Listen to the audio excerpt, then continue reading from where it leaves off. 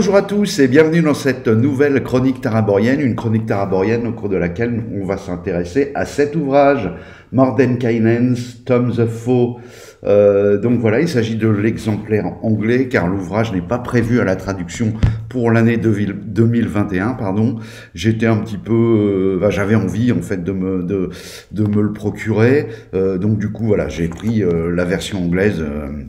Pour pouvoir en disposer plus rapidement. Alors, qu'est-ce qu'on a dans cet ouvrage?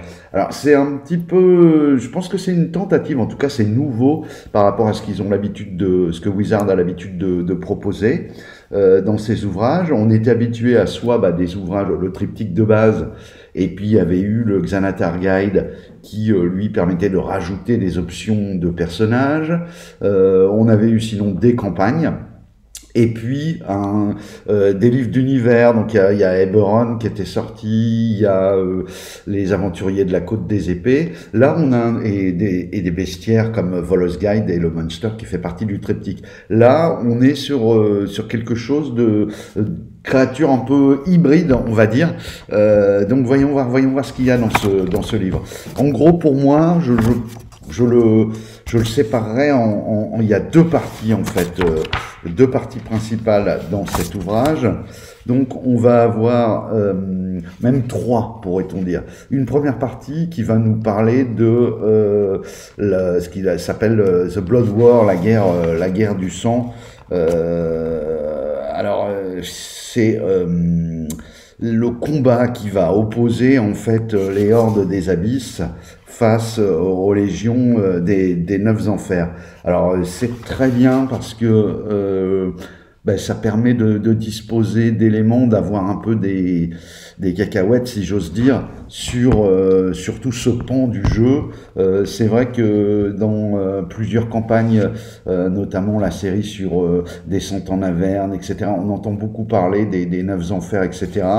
Dans la 5e édition, le guide de la Côte des Épées, il est plutôt centré sur ce qui va intéresser les personnages joueurs et puis un petit peu de background, mais ça manquait vraiment. Et comme vous le savez, à haut niveau, on a souvent recours à des entités démoniaques, à des diables, etc. Et c'est bien d'avoir des explications sur tout ce conflit. Moi, je trouve que ça complète vraiment pour les gens qui veulent mener des parties. Ça m'a permis de comprendre pas mal de choses. Donc ça, c'est une première partie très intéressante.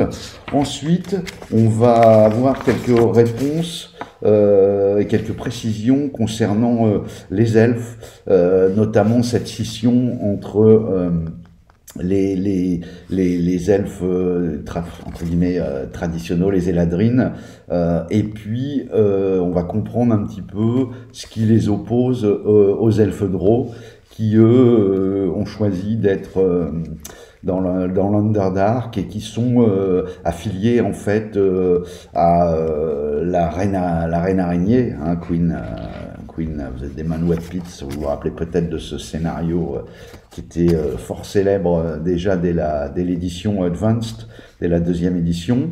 Donc voilà, on a également ensuite tout un chapitre sur un petit peu la même chose, mais chez les nains, avec l'opposition entre les nains qui sont du côté de Moradin et les Duergar. Je vais pas spoiler, voilà, les Duergar, on est tous un petit peu au courant qu'il y a quelque chose à voir avec les Illithides et les flagellateurs mentaux.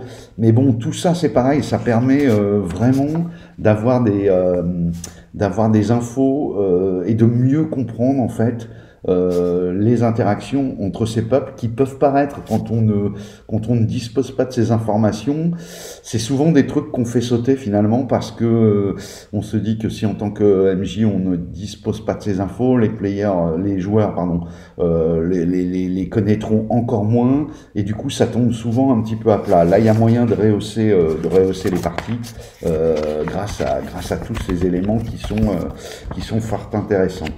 Ensuite, nous avons un autre chapitre qui concerne les Gith. Alors, je ne sais pas si on doit prononcer à l'anglais ou Gith.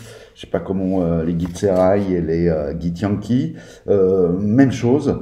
Je crois même que dans ce chapitre-là, je vais vérifier, mais vous avez l'opportunité de création pour les joueurs qui voudraient. Je ne sais plus. s'il propose si c'est une race qui devient jouable. Je crois finalement, donc peut-être vous ai-je induit en erreur et j'ai dit des bêtises. On a ensuite les halflings et les gnomes. Vous voyez qu'on refait le tout, on rajoute une couche en fait de background pour les personnages. Et enfin, la deuxième grande partie, ou troisième si on considère que le préambule sur la Blood War en est une. La troisième grande partie va concerner un bestiaire qui démarre, vous voyez, à la page 115. Là,